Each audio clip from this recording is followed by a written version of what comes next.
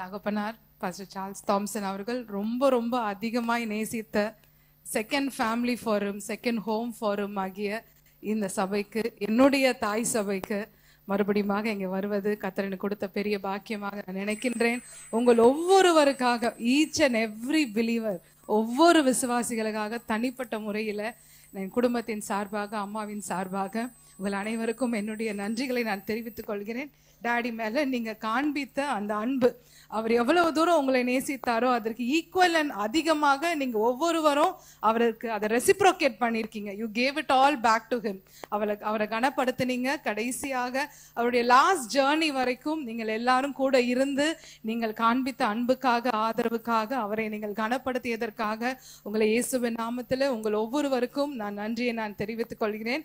விசேஷமாக அவர் ரொம்ப அதிகமா நேசித்த என்னுடைய மாமா, அவங்களுக்காக நான் அதிகமாய் நேசிக்கிற என்னுடைய மாமா, என்னுடைய பாஸ்டர் ஜான் எஃப் கேலேப் அவர்களுக்கு ஆண்டவராகிய இயேசு கிறிஸ்து நாமத்தில் என்னுடைய நன்றியை நான் தெரிவித்துக் கொள்கிறேன். இதற்கு நான் ப்ரிப்பேர்டா வரல. ஆனா மாமா சொன்னது நிமித்தமாக மிக மிக சுருக்கமாக நீங்க சொன்னீங்க, இப்போ டாடி கரெக்டாக 10:30க்கு முடிச்சிருவாங்க அப்படின்னு சொல்லி. அதனால நானும் ஒரு அளவுக்கு டாடி சொன்னதை நான் காப்பாற்றும்படியாக சுருக்கமாக கர்த்தருடைய வார்த்தையை உங்கள் மத்தியிலே நான் பகிர்ந்து கொள்கிறேன்.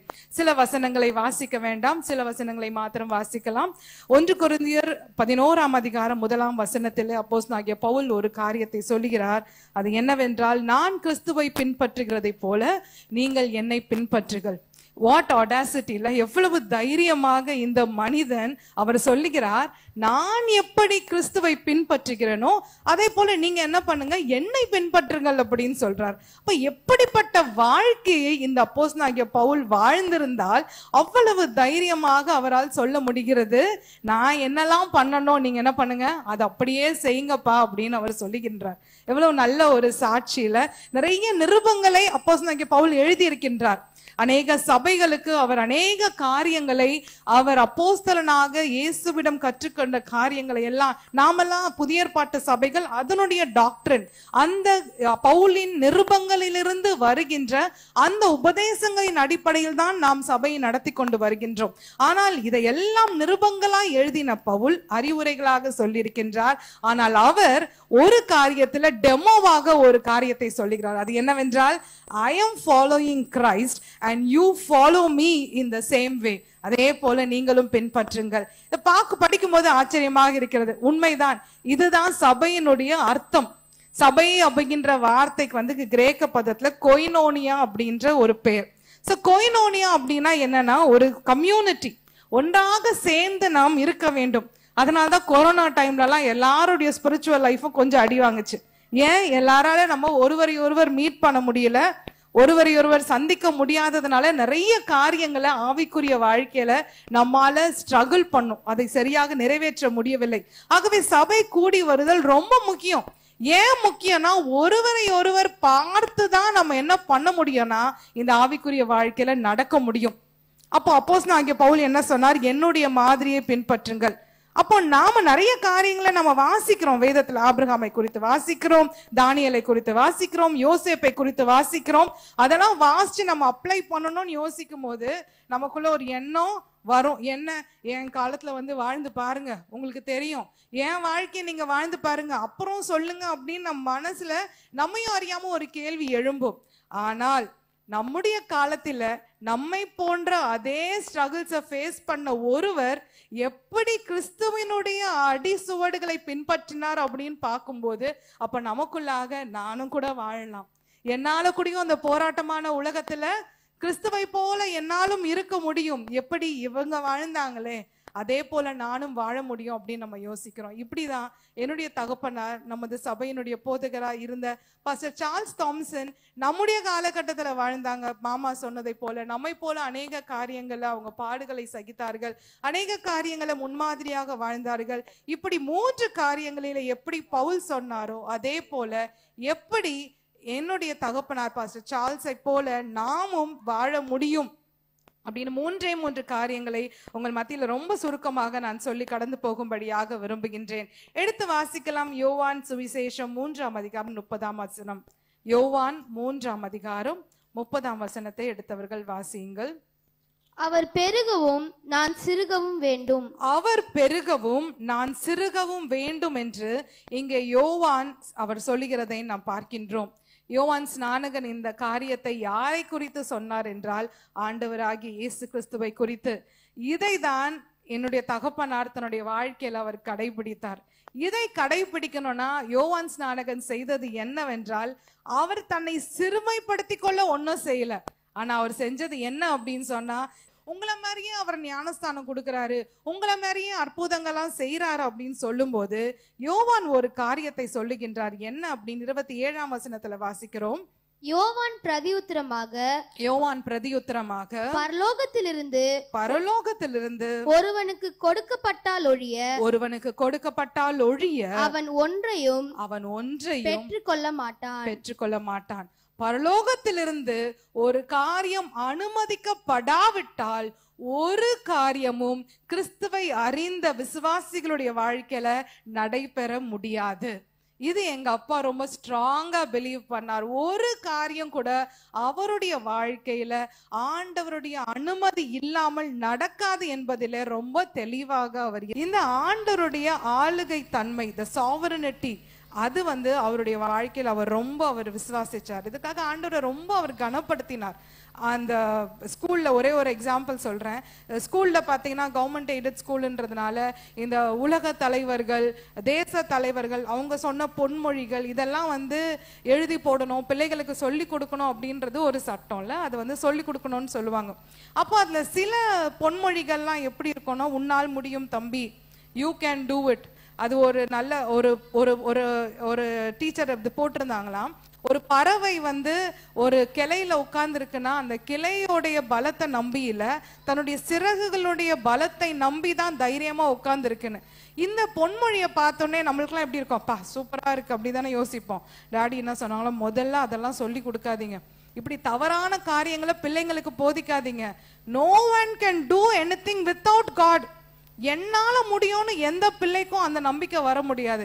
நம்ம ஸ்கூல்ல படிக்கிற எல்லா பிள்ளைகளும் ஒரு காரியத்தை தான் விசுவாசிக்கணும், என்னால முடியாது, என் தேவனால் எல்லாம் கூடும். அப்போ இப்படி ஒரு கவர்மெண்ட் இன்ஸ்டிடியூஷன் நடத்தி ரொம்ப உறுதியாக இருந்தார். அப்போஸ்தலர் நடபடிகள் 17ஆம் அதிகாரம் 28ஆம் வசனத்தை வாசிக்கலாம். அப்போஸ்தலர் நடபடிகள் 17ஆம் அதிகாரம் 28ஆம் வசனத்துல, ஏனெனில் அவருக்குள் நாம் பிழைக்கிறோம் அசைகிறோம் இருக்கிறோம். போதும், அவருக்குள் நாம் பிழைக்கிறோம் அசைகிறோம் இருக்கிறோம். எவ்ரிதிங் அபவுட்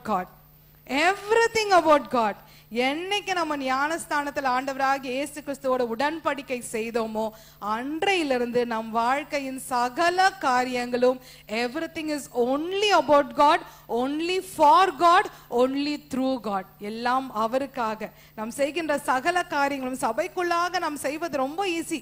கரங்களை உயர்த்தி அல்லேலூயா சொல்லுவது, நாம் நல்லா வர்ஷிப் பண்ணிக்கிறேன்னு நம்ம நம்முடைய நம்பிக்கை வார்த்தைகளை சொல்லுவது ரொம்ப ரொம்ப ஈஸி.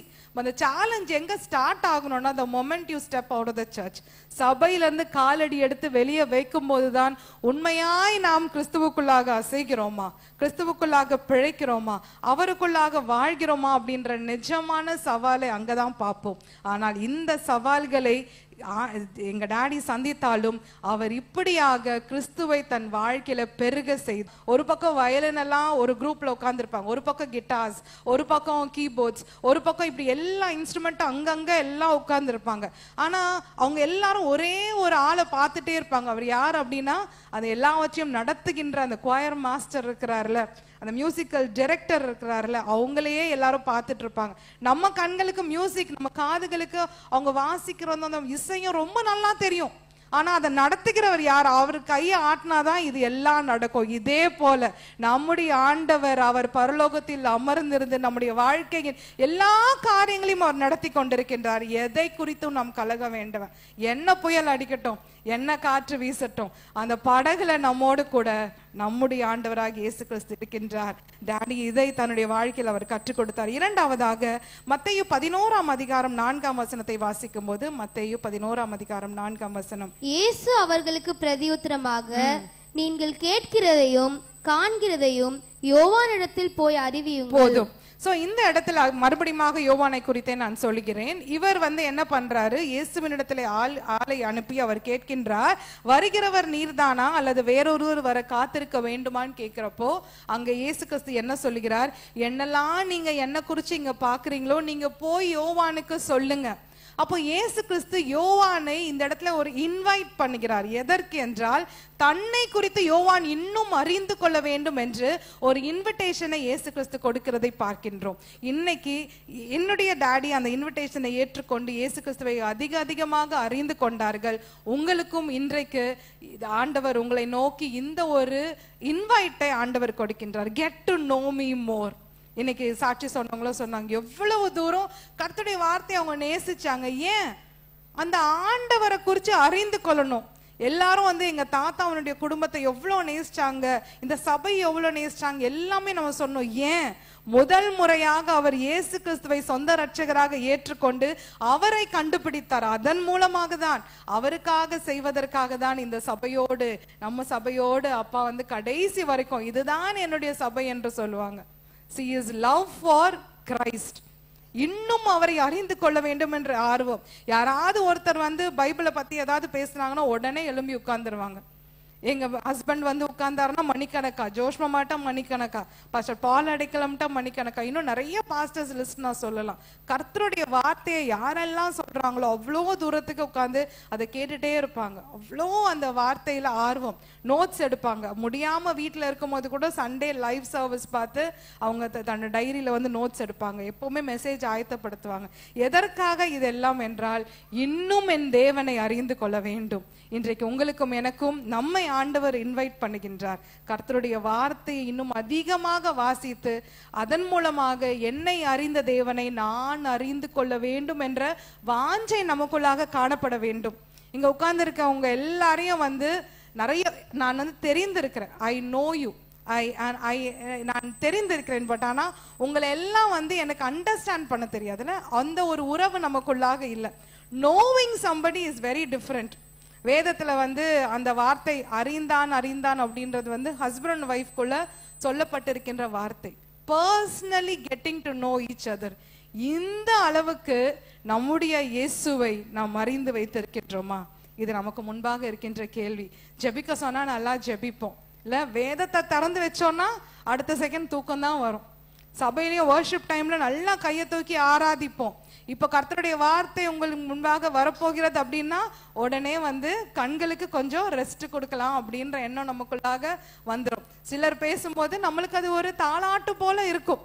ஆனா அப்படி இருக்கக்கூடாது. கர்த்தருடைய வார்த்தை நமக்கு நேராக வரும்போது அது எப்படி வேணா இருக்கலாம். கர்த்தருடைய பலிபீடத்திலிருந்து சொல்லப்படுகிற வார்த்தையா இருக்கட்டும், நம்ம வேதத்தை திறந்து வாசிக்கிறதாக இருக்கட்டும், யூடியூப்ல நீங்க கேட்கிற மெசேஜஸா இருக்கட்டும், ஒவ்வொரு தடவை கர்த்தருடைய வசனம் எங்கெல்லாம் போதிக்கப்படுகிறதோ நமக்குள்ளாக ஒரு ரெவரன்ஸ் பண்ணும். தேவன் என்னோடு பேசுகிறார், நான் எவ்வளவு அறிந்து கொள்ள வேண்டும் என்று நான் விரும்புகிறேன். We have to get to know more of God. டாடியுடைய வாழ்க்கையிலிருந்து நான் இரண்டாவதாக சொல்ல விரும்புகின்ற காரியம், அவரை அறிந்த தேவனை அவர் இன்னும் அறிந்து கொள்ள வேண்டும் என்று வாஞ்சித்தார். இன்றைக்கு அவருடைய வாழ்க்கை நமக்கு ஒரு சவாலாக இருக்கட்டும். The first thing, rest in God's sovereignty. இரண்டாவதாக, desire to know more of him. So இது எல்லாமே ஆக்ஷன் வேர்ட்ஸ், முடிஞ்சு போற காரியம் இல்ல. இந்த வேதத்தை வாசிக்க வாசிக்க வாசிக்க அதுக்குள்ளாக ஒவ்வொரு தெரிஞ்ச வசனம் தான்.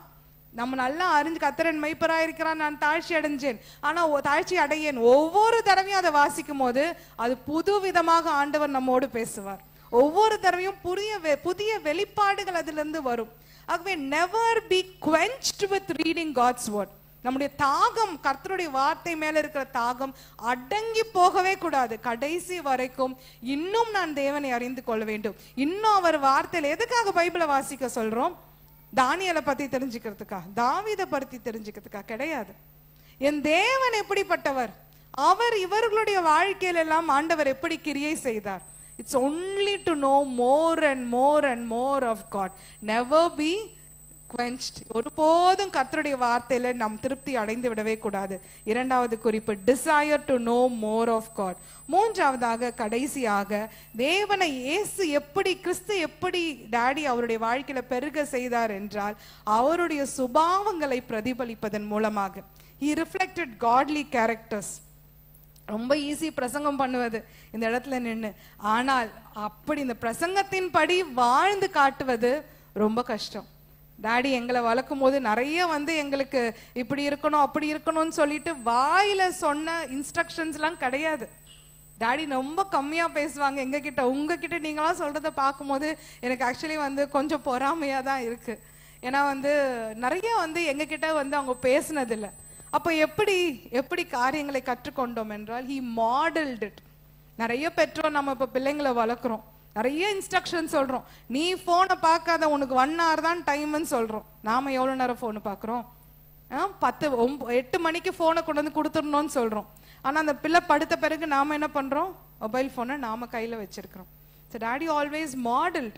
He never, பிள்ளைங்களை பொறுத்த வரைக்கும் வாயை திறந்து இன்ஸ்ட்ரக்ஷன்ஸ் கொடுத்தது கிடையாது. ஆனா அவர் மாடல் பண்ணார். அவர் மாடல் பண்ணதை பார்த்து அப்படி நாம இருக்க வேண்டும் என்று நாங்கள் அறிந்து கொண்டோம். So he was always increasing in godly characters. தேவ பக்தியுள்ள சுபாவங்களிலே எப்பொழுதும் வளருகிறவராய் அவர் இருந்தார். இது சபைக்கு ரொம்ப முக்கியமான காரியம் இல்ல.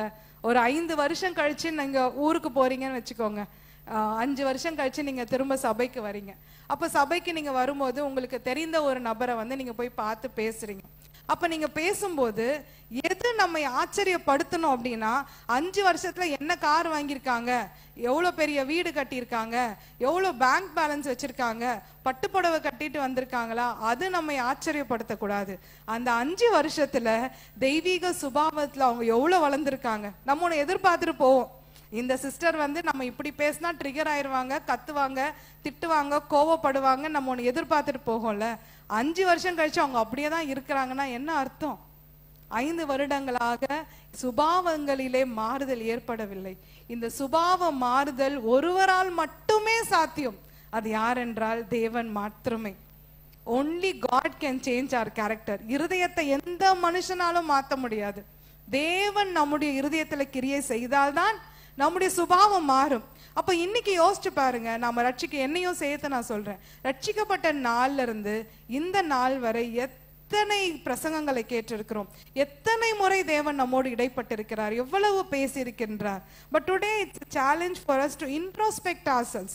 யாரும் நம்மளை பார்த்து என்னடா இது 10 வருஷத்துக்கு முன்னாடி பார்த்த மாதிரி இன்னும் அப்படியே இவங்க கோவப்படுறாங்களே, இன்னும் இப்படியே இவங்க இந்த இச்சையில, இந்த பொறாமையில, இந்த ஒரு பிரிவினை ஏற்படுத்துகின்ற காரியங்கள்ல இவங்க இன்னும் அப்படியே இருக்கிறாங்கன்னு யாரும் சொல்லிட வேண்டாம். நாம நம்ம ஆராய்ந்து பார்ப்போம். நான் எவ்வளவு தூரம் நான் வளர்ந்திருக்கிறேன், எதுல நான் மாறி இருக்கிறேன். என்ன பாக்குறவங்க சொல்லுவாங்களா, பா இவங்க பைபிளை தூக்கிட்டு போறது மட்டும் இல்லைங்க, பைபிள் படி இவங்க வாழ்றாங்க, they are the living Bible அப்படின்னு சொல்லி நம்மை பார்த்து மற்றவர்கள் சொல்லுகிற வண்ணமாக தெய்வீக சுபாவங்களிலே நீங்களும் நானும் வளர வேண்டும்.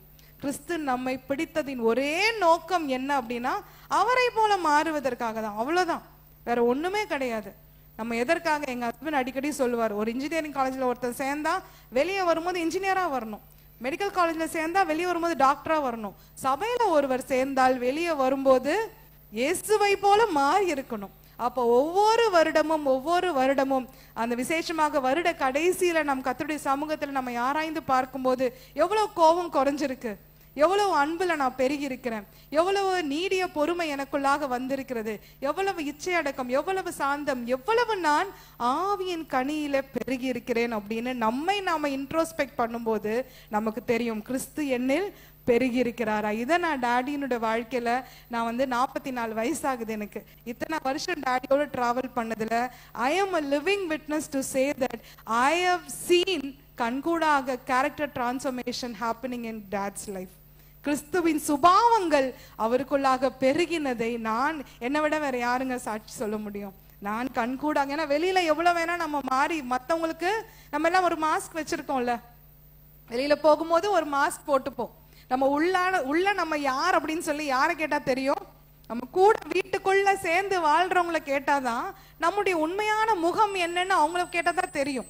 நான் இன்றைக்கு டாடிக்கு சாட்சியாக இந்த இடத்துல சொல்லுகின்றேன், தெய்வீக சுபாவங்களிலே டாடியில பெருகினதை நான் பார்த்திருக்கின்றேன். இன்னைக்கு அவருடைய வாழ்க்கை நமக்கு ஒரு மாதிரியாக இருக்கட்டும். ஸோ கடைசியான குறிப்பு என்னவென்றால், நாம் எப்படி இருக்க வேண்டும் என்றால், we have to strive to become like him.